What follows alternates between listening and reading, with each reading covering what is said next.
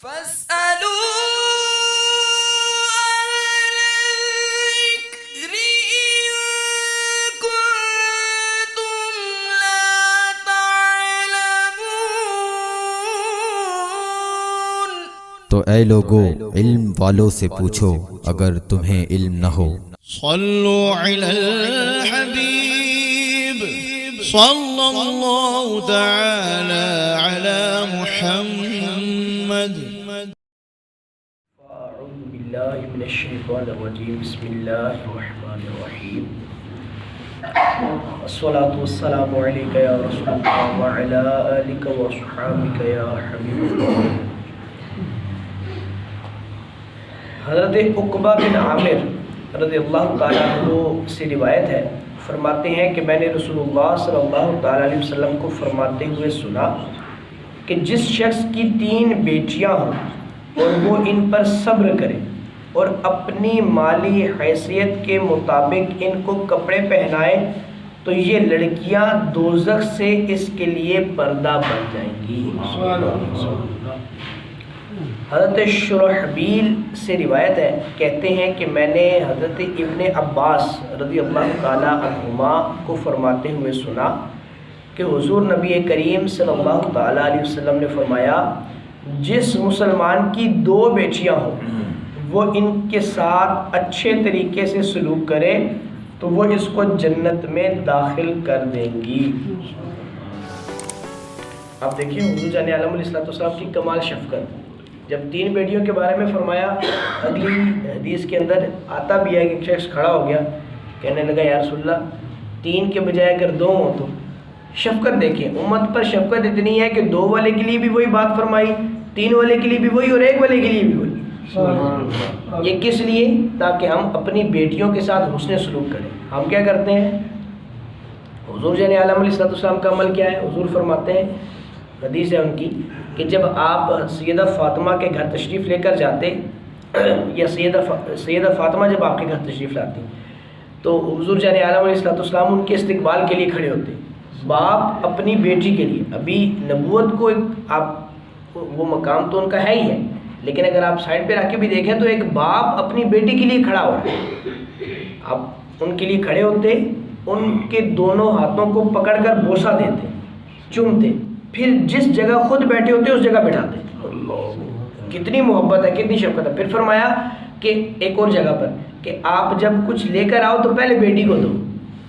باہر سے کوئی آپ سامان لے کر آئے ہیں، فروٹ لے کر آئے ہیں، کچھ چیز لے کر آئے ہیں، کچھ بھی لے کر آئے، پہلے بیٹی کو دیں پھر بیٹے کو دیں۔ ہم لوگ خوشیاں اس پر مناتے ہیں، خوش اس بات پر ہوتے ہیں۔ یہ اب تو ویسی خوشیوں کا مہینہ ہے، تشریف لے آیا، آج یکم ربیع الاول ہے نا، مسلمانوں کے لیے تو یہ عیدوں کی بھی عید ہے۔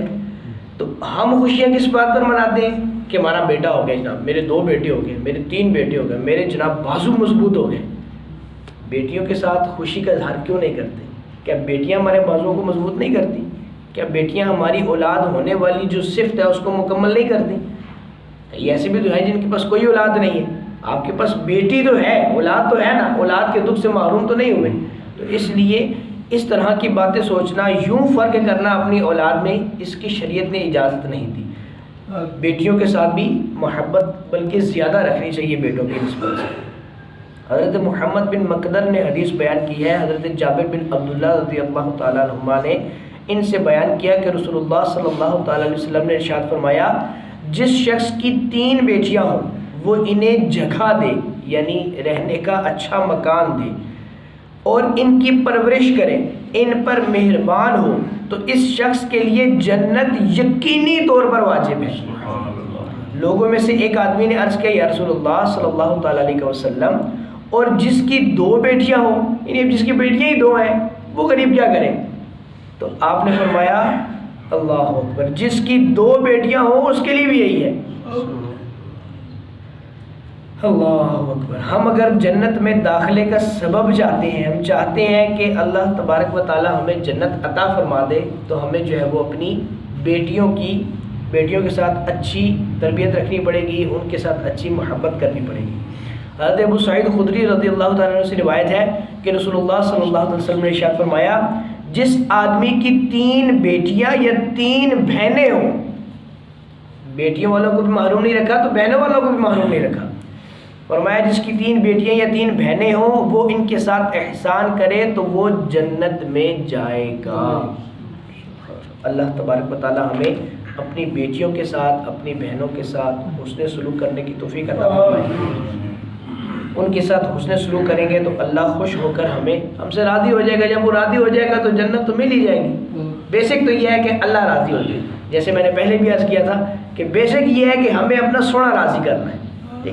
اللہ راضی ہو جائے, اللہ کے محبوب راضی ہو جائے تو بس سب ٹھیک ہو جائے گا. اللہ مجھے اور آپ کو عمل کی توفیق عطا فرمائے. آپ سب کو میری طرف سے ربیع الاول شریف کا یہ پیارا مبارک مہینہ مبارک ہو. اللہ ہمیں اس میں صحیح معنوں میں اپنے پیارے حبیب علیہ السلام کی میلاد کی خوشیاں کرنے کی توفیق عطا فرمائے. سب جتنے بھی یہاں پر بیٹھے ہوئے ہیں جو سوشل میڈیا کے ذریعے مجھے سن رہے ہیں, آپ سب اپنے اپنے گھروں کے اوپر جھنڈے لگائیں, چراغاں کریں, کوشش کریں اپنے گھر میں محفل میلاد بنائیں. بھلے چھوٹی سی ہو, لازمی نہیں ہے بہت بڑی محفل ہو اور جناب اس میں ہزاروں لاکھوں لوگ آئیں, لاکھوں دیگیں پکیں, ضرورت نہیں.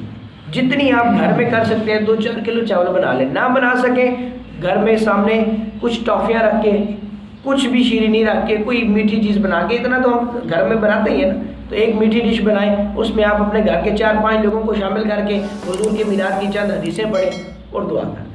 میلاد شریف کی محفل ضرور ہونی چاہیے, ہر گھر میں ہونی چاہیے. اللہ تبارک و تعالیٰ مجھے اور آپ کو عمل کی توفیق عطا فرمائے.